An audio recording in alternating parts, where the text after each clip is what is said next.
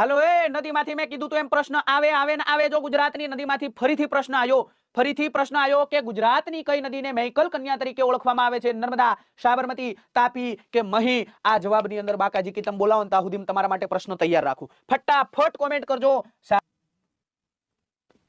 મોટી નદી પૂછે તો એ તો એમેઝોન છે. કઈ છે? એમેઝોન છે. અલ્યા 6400 કિલોમીટરની લંબાઈ ધરાવતી એમેઝોન નદી સૌથી મોટી નદી. હવે લાંબી નદીની વાત કરી. લાંબી એટલે લંબાઈની દ્રષ્ટિએ નાઇલ નદી આવે. કઈ આવે? નાઇલ નદી આવે. 6650 કિલોમીટરની લંબાઈ ધરાવતી આ વિશ્વની સૌથી લાંબી નદી છે. ભારતની સૌથી મોટી નદી પૂછે તો એ બ્રહ્મપુત્ર છે.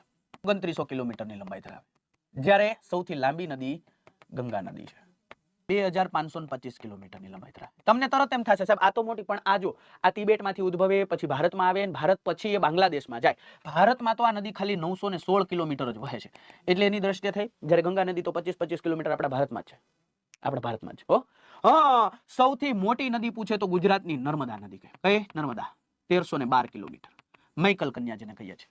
મૈકલ કન્યા કહીએ છીએ એ આ નદીની વાત કરે કવિ. અને લાંબી નદી કહે તો સાબરમતી નદી. સાબરમતી નદી. साबरमती के संत तूने कर दिया कमाल, है ने? आमनी लंबाई 373 किलोमीटर.